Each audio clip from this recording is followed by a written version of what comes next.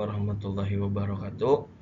Alhamdulillahirabbil alamin wassalatu wassalamu ala asrofil anbiya'i wal mursalin sayyidina Muhammadin wa ala alihi washabihi ajmain amma ba'du.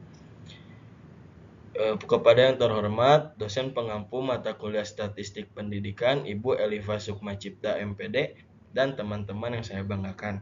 Di sini kami dari kelompok 14 akan mempresentasikan uji asumsi klasik yang dianggotakan oleh saya Muhammad Rizky Pajar sebagai moderator sekaligus pemateri dan ditemani juga oleh rekan saya Destiawati. Sebelum kepada pemaparan materi, izinkan saya membacakan latar belakang terlebih dahulu. Dalam penelitian kuantitatif yang menggunakan regresi, uji asumsi klasik diperlukan untuk memastikan data memenuhi syarat statistik sehingga hasil analisis valid dan tidak bias. Dalam penelitian pendidikan agama Islam, regresi sering digunakan untuk mengkaji hubungan antara metode pembelajaran, motivasi religius, karakter peserta didik, dan hasil belajar. Uji asumsi klasik meliputi normalitas, multikolinearitas, heteroskedastisitas, dan autokorelasi yang bertujuan memastikan model regresi layak digunakan. Pemenuhan asumsi ini menghasilkan kesimpulan penelitian yang akurat, objektif, dan dapat dipertanggungjawabkan secara ilmiah. Langsung saja kepada materi selanjutnya, yaitu uji asumsi klasik dalam analisis statistik. Uji asumsi klasik merupakan prosedur statistik untuk memastikan data memenuhi syarat sebelum dianalisis menggunakan regresi linear. Uji ini bertujuan agar hasil analisis valid, tidak bias, dan dapat dipercaya. Asumsi yang diuji meliputi normalitas, multikolinearitas, heteroskedastisitas, dan autokorelasi, yang masing-masing memastikan residual berdistribusi normal. Tidak terjadi hubungan kuat antara variabel bebas, varian residual stabil, dan tidak ada hubungan antar residual. Uji asumsi klasik berfungsi sebagai kontrol kualitas model regresi sehingga model layak digunakan dan kesimpulan penelitian dapat dipertanggungjawabkan secara ilmiah.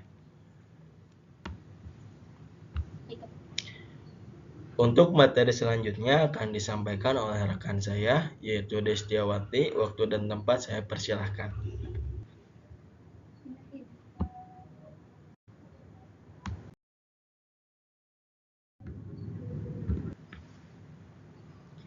Baik, terima kasih kepada moderator yang telah memberikan saya waktu untuk menjelaskan. Pada materi hari ini, saya akan menjelaskan pentingnya uji asumsi klasik sebelum melakukan analisis regresi. Jadi, apa sih pentingnya uji ini gitu ya? Yang pertama, uji asumsi klasik merupakan langkah wajib sebelum analisis regresi linear. Dan juga pentingnya itu bertujuan untuk memastikan data memenuhi syarat statistik agar hasil regresi valid dan tidak bias. Dan selanjutnya juga untuk mendeteksi masalah pada model regresi yang dapat menyebabkan kesalahan interpretasi. Dan yang terakhir, penting dari uji asumsi klasik ini yaitu menjadi dasar penting dalam menarik kesimpulan penelitian termasuk pada penelitian pendidikan agama Islam. Baik, selanjutnya yaitu tentang jenis-jenis asumsi klasik dan contoh soal. Nah, dalam analisis regresi linear, uji asumsi klasik diperlukan untuk memastikan model regresi menghasilkan estimasi yang akurat dan tidak bias. Uji ini dilakukan agar data memenuhi asumsi dasar, sehingga analisis regresi layak digunakan. Nah, jenis-jenis uji asumsi klasik ini meliputi dari uji normalitas, uji multikolinearitas, dan juga uji heteroskedastisitas, lalu yang terakhir uji autokorelasi. Catatan untuk uji autokorelasi yaitu apabila datanya sekunder, maka terjadilah uji autokorelasi. Dan apabila datanya tidak sekunder, maka tidak terjadi untuk uji autokorelasi. Lalu selanjutnya yaitu contoh soal. Nah, contoh soalnya ini ada di makalah ya teman-teman. Nanti kita ke makalah dulu, oke? Baik teman-teman, di sini contoh soalnya yaitu seorang peneliti pendidikan menggunakan data sekunder yang diperoleh dari dokumen sekolah SMA berupa hasil angket dan nilai rapor semester genap tahun ajaran 2023-2024. Penelitian bertujuan menganalisis pengaruh X1-nya yaitu motivasi belajar siswa, lalu X2-nya disiplin belajar siswa, dan Y-nya itu hasil belajar pendidikan agama Islam. Dan model regresi yang digunakannya yaitu Y sama dengan A ditambah B1 kali X1 ditambah B2 dikali X2 ditambah E. Sebelum melakukan analisis regresi, penelitian melakukan uji asumsi klasik terlebih dahulu, teman-teman. Nah, di sini terdapat data penelitiannya. Nah, dari data penelitian ini, jumlah datanya itu ada 12, teman-teman. Oke, dilihat dulu ya data penelitiannya. Nih, ini yang dari 1 sampai 5 dan seterusnya dari 6 sampai 12. Selanjutnya kita masuk pada penyelesaiannya, kita menggunakan SPS, oke? Oke, kita lanjut pada penyelesaiannya. Yang pertama yaitu kita masuk ke bagian variabel view. Nah, di sini terdapat name, type, dan lain-lain. Lalu di sini name-nya kita tulis X1, lalu selanjutnya di bawah X2 dan selanjutnya Y. Nah, untuk di desimal kita nolkan. Yang lain juga nolkan. Lalu nolkan. Nah, untuk label, kita labelnya dikasih. Nah, ini. Nah, labelnya ini, motivasi belajar siswa, disiplin belajar siswa, hasil belajar siswa. Oke, kita di sini tulis labelnya. Di sini motivasi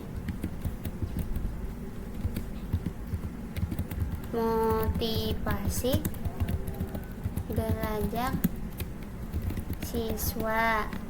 Lalu tadi disiplin belajar siswa. Lalu selanjutnya disiplin belajar siswa.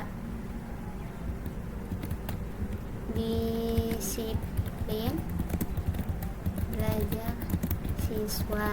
Ini yang terakhir hasil belajar.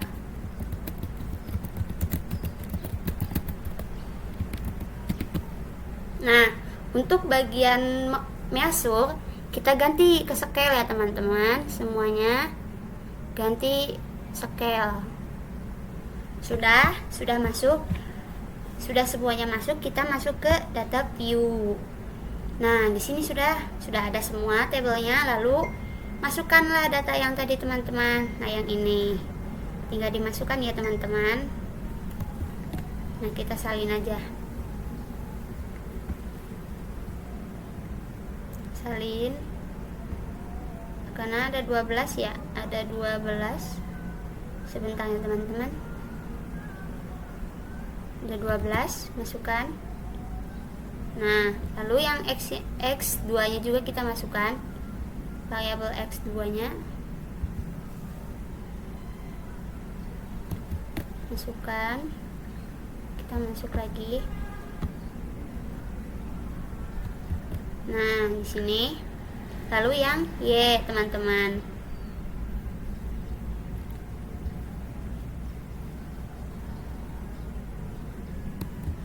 Yang Y-nya masuk. Sudah semua, sudah sesuai. 6, 7 awalnya. Ya, benar, 9 benar. Selanjutnya kita ke analyze. Pilih analyze, teman-teman, ingat, analyze, lalu regression linear. Diulang ya, analyze, regression, linear. Lalu di sini yang dependen masukkan motivasi belajar. Salah teman-teman, yang dimasukkan hasil belajar dependen. Lalu yang independennya masukkan motivasi belajar. Lalu disiplin belajar. Nah, di bagian sini statistik, pilih ya teman-teman di checklist. Yang ini kolinearitas diagnosis, lalu Durbin-Wanston. Terus continue teman-teman.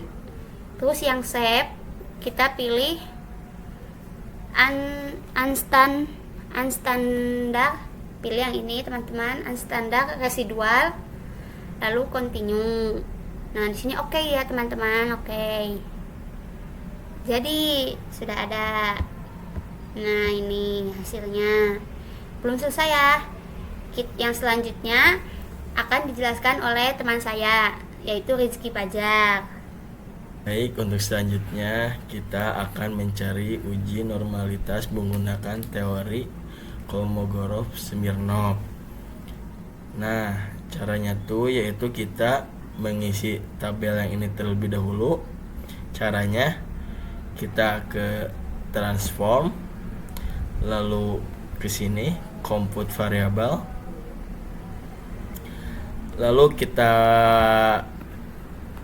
klik terlebih dahulu, langsung klik ABS underscore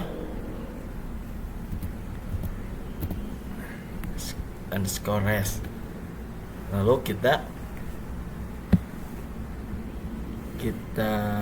ini ya yang ke all, lalu kita klik ABS, lalu kita naikkan ke atas. Lalu selanjutnya kita klik yang ini, understand the result residual, lalu kita pindahkan ke sini kawan-kawan. Langsung kita klik OK. Lalu selanjutnya, nah untuk tabelnya sudah terisi ya teman-teman. Lalu selanjutnya kita akan mencari hasil uji normalitas Kolmogorov-Smirnov. Nah, caranya tuh kita klik yang ini NL, lalu ke yang ini ya, non parametric test, langsung klik legacy dialog, langsung kita klik yang ini ya. Nah, lalu kita klik yang ini lagi, terus kita pindahkan, klik OK. Nah, ini untuk hasilnya ya teman-teman, sama seperti di makalah ya, 1,120100635. Ya, sama ya teman-teman. Lalu untuk selanjutnya akan disampaikan oleh rekan saya kembali. Baik, selanjutnya di sini kita akan mencari bagian yang selanjutnya, yaitu ke analyze lagi, lalu regression, linear. Sekali lagi ya, analyze, regression, linear. Nah, di sini kan tadi sudah terisi ya yang independen dan dependennya. Kita reset dulu teman-teman. Nah, yang dependen masukkan average. Lalu yang independennya masukkan yang X1 dan X2. Semuanya dimasukkan. Lalu statistiknya kita sudah tadi Durbin-Wanston model fit ya udah ya teman-teman. Continue masih sesuai. Juga shape-nya masih sesuai ya teman-teman, karena settingannya masih yang tadi. Oke, kita oke. Lalu sudah terjadi. Nah, sekarang sudah selesai semua perhitungan menggunakan SPS-nya. Kita bandingkan dengan hasil di makalah yang telah kita buat, apakah sesuai atau tidak gitu ya teman-teman. Nah, yang pertama yaitu uji normalitas Kolmogorov-Smirnov yang tadi telah diuji oleh teman saya yaitu Rizky Pajak. Apakah sesuai hasilnya gitu. Di sini kita baca dulu kriteria pengujiannya. Jika nilai signifikansi p-value uji dua arah lebih besar dari 0,05, maka berkesimpulan data berdistribusi normal.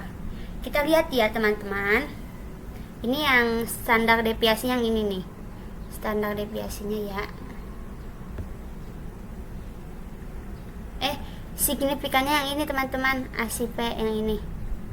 Yang ini nih teman-teman. Yang ini. Mohon maaf ya tadi ada kesalahan sedikit. Yang nilainya yang ini nih, yang 200 yang ini. Kita buka SPS-nya apakah sesuai dengan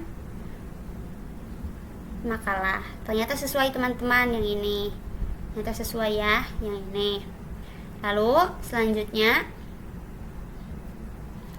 kita akan mengecek kesimpulannya, analisis datanya berdasarkan hasil uji normalitas Kolmogorov-Smirnov diperoleh nilai signifikansi p-value uji dua arah sebesar 0,200 lebih besar dari 0,05 sehingga dapat disimpulkan bahwa residua berdistribusi normal dan asumsi normalitas terpenuhi. Selanjutnya akan menguji uji multikolinearitas. Nah, di sini uji ini kita menggunakan teori tolerans dan VIF. Kriteria pengujiannya, jika nilai tolerans lebih besar dari 0,100 dan VIF lebih kecil dari 10,00, maka berkesimpulan tidak terjadi gejala multikolinearitas. Kita lihat hasilnya teman-teman di sini nih, tolerans. Nih hasilnya ini teman-teman, dan statistika VIP-nya. Apakah sesuai teman-teman? Oke, kita lihat hasilnya. Kan di sini kalau di hasil dari SPS kita lihatnya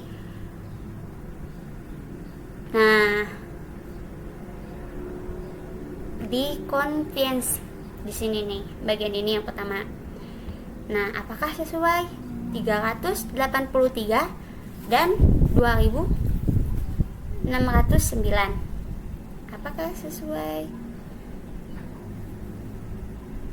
Sesuai teman-teman dengan tadi hasil SPS-nya. Lalu analisis data berdasarkan nilai toleransi sebesar 0,383 lebih besar dari 0,10 dan nilai VIF sebesar 2,609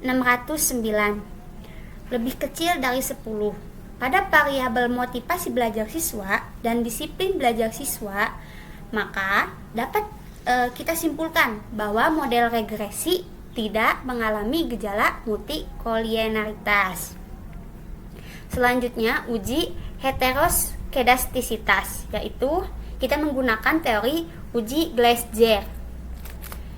Nah, di sini hasil yaitu dengan cara uji Glasser yang SIG-nya teman-teman.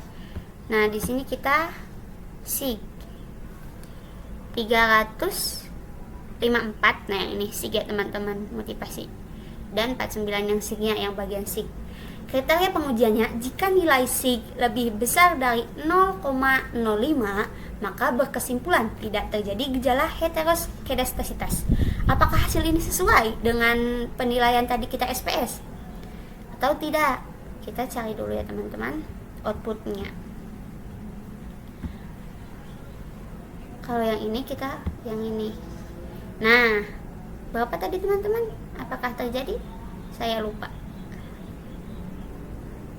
Yang ini nih 354 dan dan 490. Terjadi 354 dan 490. Ternyata sesuai ya teman-teman hasilnya yang SIG. Oke. Lalu kesimpulannya, analisis datanya berdasarkan hasil uji Glasser, nilai signifikansi variabel motivasi belajar siswa sebesar 0,354 dan disiplin belajar siswa sebesar 0,490.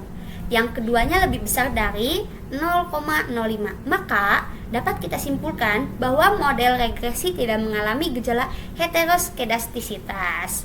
Dan yang terakhir, uji autokorelasi. Karena kita di sini menggunakan data sekunder, maka di sini kita terjadilah uji autokorelasi. Kita cek. Nah, di sini menggunakan teori Durbin-Wanston. Nah, di sini teman-teman, ini hasilnya ya. Kalau di outputnya model Sumari. Gampang teman-teman, kita cari di bagian sini model Sumarinya. Nah, bagian sini. Oke, kita lihat dulu ininya. Yang ini sesuai tidak? 3 Durbin-Wanston ya teman-teman. Durbin-Wanston.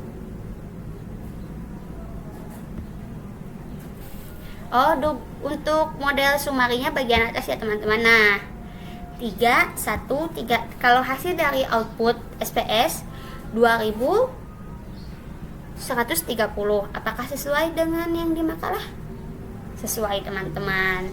Untuk kriteria penilaiannya yaitu 1,5 lebih kecil dari Durbin-Wanston, lebih kecil dari 2,5, tidak terjadi autokorelasi. Dan juga apabila Durbin-Wanston lebih kecil dari 1,5, maka terjadi autokorelasi positif. Dan apabila Durbin-Wanston lebih besar dari 2,5, maka terjadi autokorelasi negatif. Hasil dari kesimpulan tadi yaitu berdasarkan hasil uji autokorelasi menggunakan statistik Durbin-Wanston diperoleh nilai sebesar 2,130. Nilai tersebut berada pada rentang 1,5 sampai 2,5, sehingga dapat kita simpulkan bahwa tidak terjadi autokorelasi pada model regresi. Mungkin cukup sekian pemaparan dari saya, dan ini untuk latihannya nanti diisi ya teman-teman. Nah, paling bawah di sini ada, di sini datanya sekunder ya, jadi semuanya diuji gitu teman-teman. Nah, untuk saya cukup sekian, saya kembalikan kepada moderator. Terima kasih kepada rekan saya Destiawati yang telah memaparkan materi. Langsung saja kepada kesimpulan, uji asumsi klasik merupakan tahapan penting dalam analisis regresi linear untuk memastikan bahwa model regresi memenuhi syarat statistik dan layak digunakan. Uji ini bertujuan menghasilkan estimasi koefisien yang valid, tidak bias, dan dapat dipercaya. Uji normalitas, multikolinearitas, heteroskedastisitas, dan autokorelasi berperan dalam menjaga kualitas residual serta stabilitas model regresi. Pemenuhan seluruh asumsi tersebut menjamin ketepatan hasil analisis dan keakuratan pengujian hipotesis. Dengan demikian, uji asumsi klasik menjadi fondasi utama dalam penelitian kuantitatif, termasuk pada penelitian pendidikan agama Islam, agar kesimpulan yang dihasilkan bersifat ilmiah, reliabel, dan dapat dipertanggungjawabkan. Mungkin cukup sekian dari kelompok 14, kurang dan lebihnya mohon maaf. Izin pamit undur diri. Assalamualaikum warahmatullahi wabarakatuh.